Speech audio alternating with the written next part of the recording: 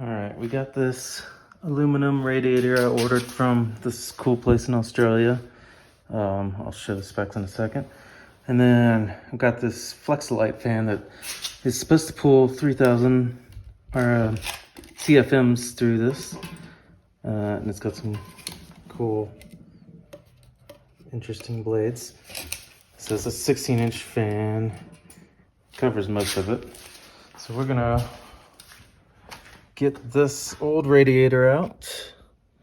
I've already replaced it because it was leaking and I just had it record, but I really want to test out this aluminum thing. So first off, I guess you probably know that you need to lift the seat up and then take that plate off, which I won't go into detail, but I didn't go through all the hassle of removing the e-brake. I just pushed it out the way.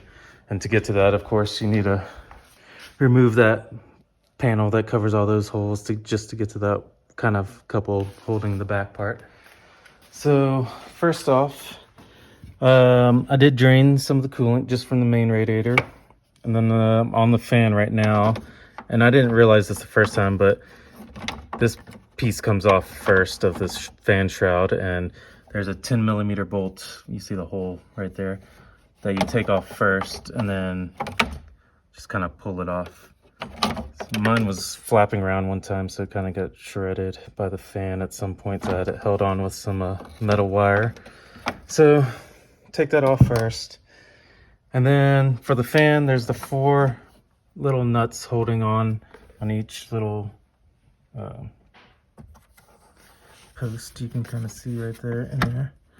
So for this method, I just do a double open-ended wrench and then another one on the other end for leverage, and just kind of hammered it until they were loose. Mine were pretty easy to get off, but some of them I've heard kind of suck, and maybe there's a tool for it, but I don't have that. All right. I got the 4 nuts off. They're 12mm like I said before. And now the fan's off, and then kind of just got to finagle it out of here without trying to gouge the radiator. And I can't really hold this and do this.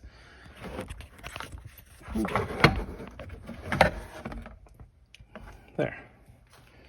There's the fan.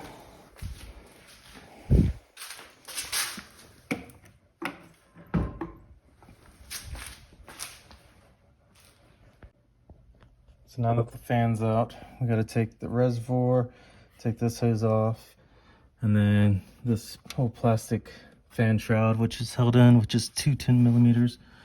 One's over here that I just took out, and then one's hidden in there. I'll get to after I get this out. This thing's kind of a pain in the ass to get out. I think it helps.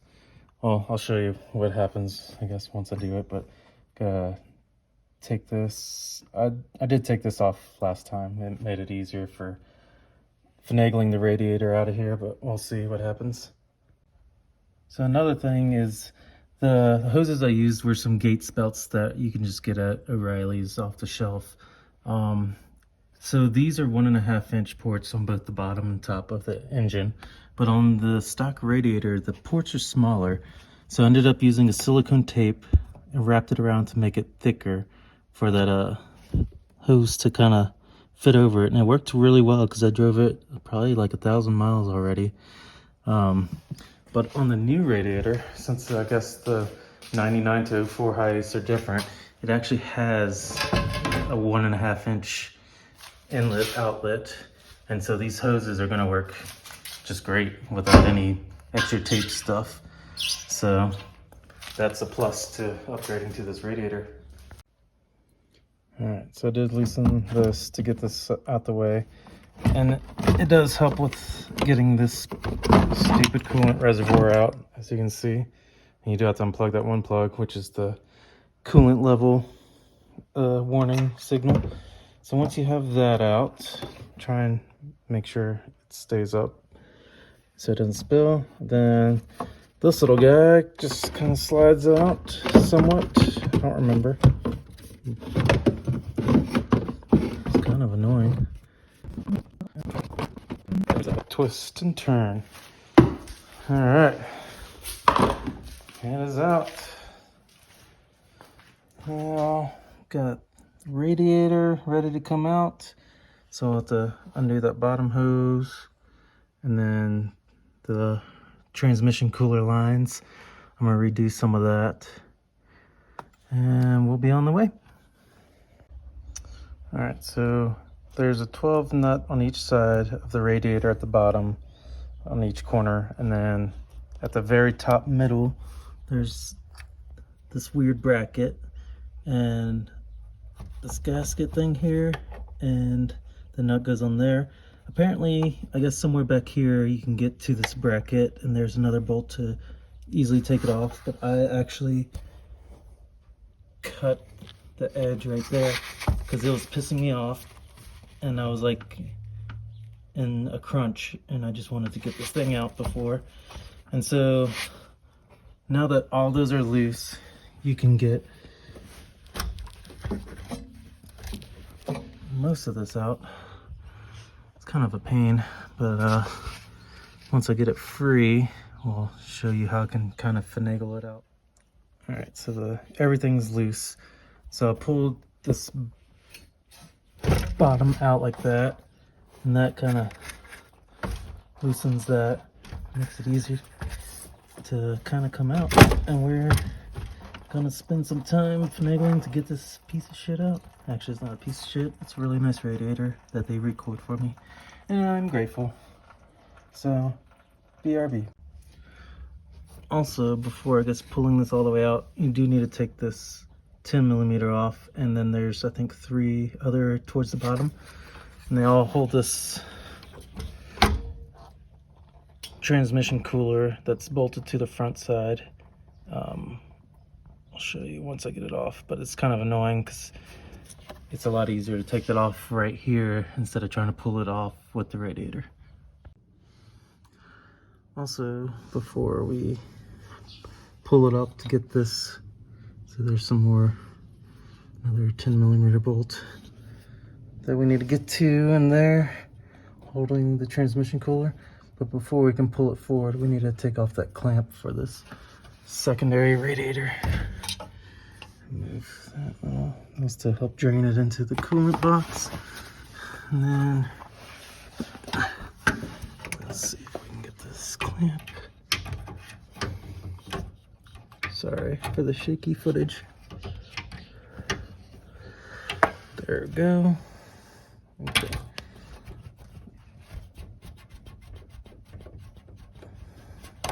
All right. Woo. I guess I can close this little guy.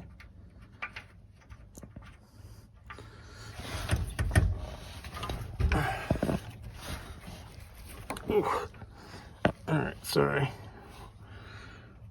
We're not gonna show this, but I'm gonna disconnect it, and then we'll lean the radiator forward and get off these bolts. All right, now that the radiator's tilted forward, that hose is disconnected, and then I don't know if you can see, but I disconnected the other one as well. So I'm actually gonna get these bolts from these two, that one and that one, and then there's also another one holding the lines on the side of the radiator, so I'll show you that after this. So now that I got the 2 bolts holding the radiator or trans cooler on, there's one more holding this bracket, 2 lines on the side, so you have to kind of finagle and find that. And then I disconnected that lower secondary radiator hose right there, and then this thing will be free to pull up. All right, now that I've got everything undone, got all the radiator coolers off, and then I have to take that one last line off down there, and now it's just a matter of finagling and out. Let's see if we can do it. Try and put this time-lapse-ish thing maybe. We'll see.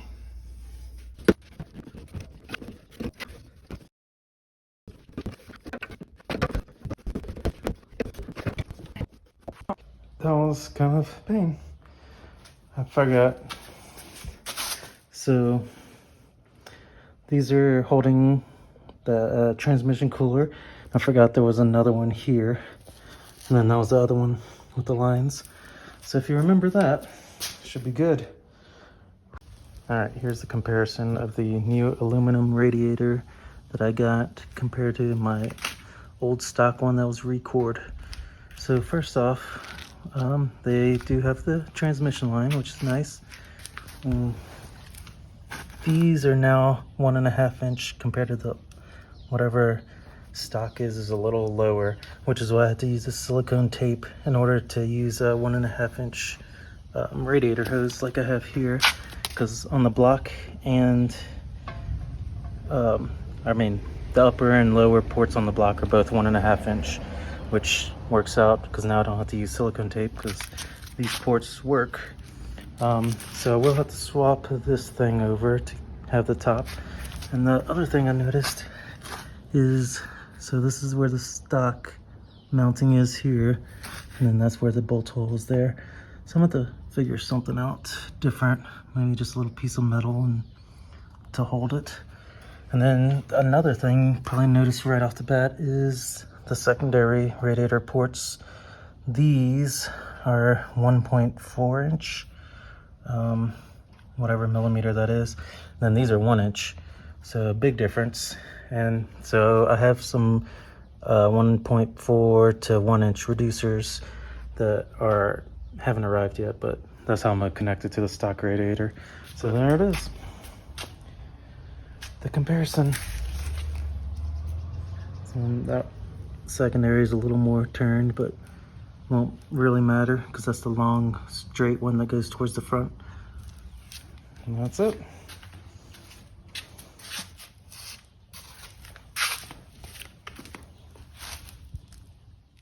All right, to adapt the secondary radiator to the newer one with bigger ports, we've got this cool reducer.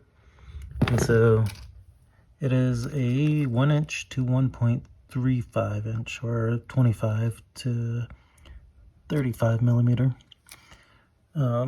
silicone, and then just a 1 inch adapter barb coupler.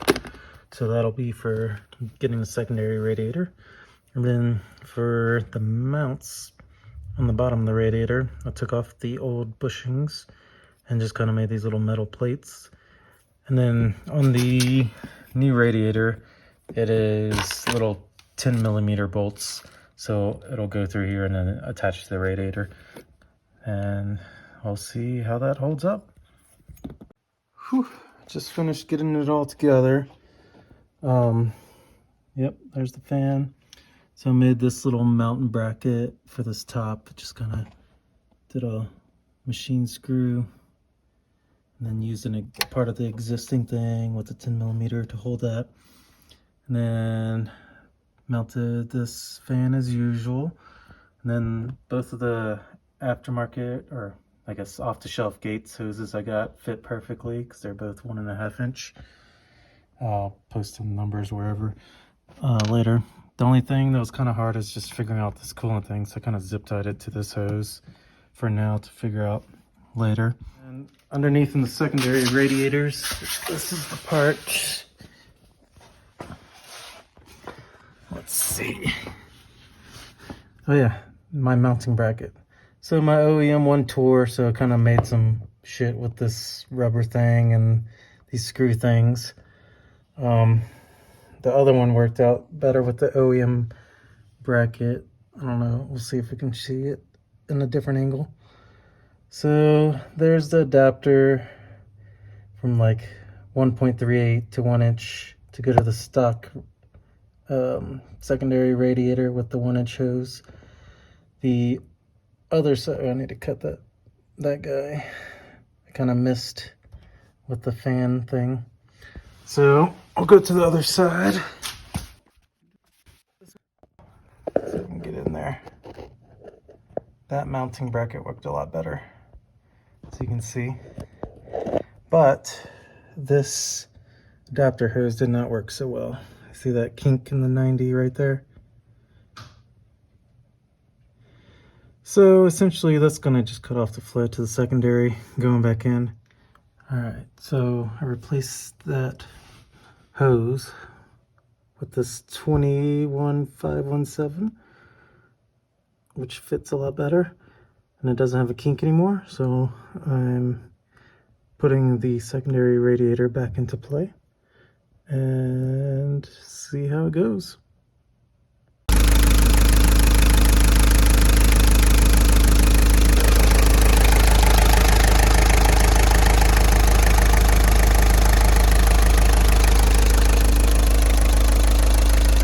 Holding a notch below pretty well, cruising at 70, probably 73, maybe 70 something, to account for the bigger tires, but it's doing pretty well. And until you kind of like floor it somewhere uphill, then it gets to the halfway mark, but I haven't gotten it more than halfway, which is nice. We're up here at the Monarch Pass Continental Divide, 11,000 feet, and it's pretty sweet up here. I'll show you. So I've been driving with this new radiator setup, taking it back and forth from Gunnison to Denver. So see all that space.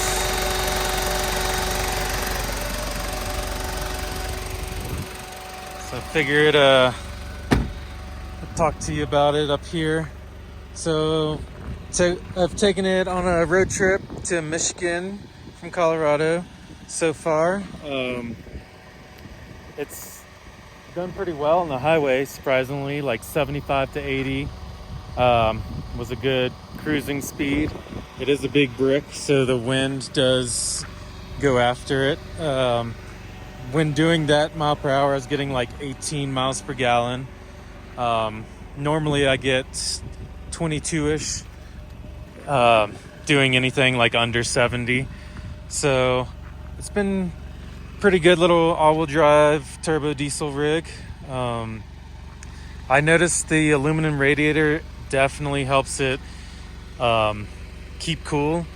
The electric fan is pretty noisy, so I might swap back to the clutch fan just to see if any difference at all, but it definitely runs better up passes, down passes, everywhere in town with the new radiator as far as cooling goes. So highly recommend upgrade it. I might swap out the secondary one with the same brand as well. But yeah. All right, so I've been driving a lot of miles with the clutch fan back in just to see if there was any difference, and there really isn't. I'm still getting like 22 miles per gallon, which I thought would be the reason to go electric. But the biggest plus side to this fan is also that it's so much more quieter at idle than the electric fan. So I'm gonna stick with that guy. Yeah, I don't have the plastic shroud, but it still cools great. So yeah, I'm gonna stick with that and highly recommend getting this nice aluminum radiator and keep this engine running longer. So the only other thing to do is get the secondary aluminum radiator to match that one to maybe cool it even better, but this thing's still amazing. It does heat up a notch or two on the temp gauge on some like super steep mountain passes, but you know, this motor struggles with this heavy ass fan.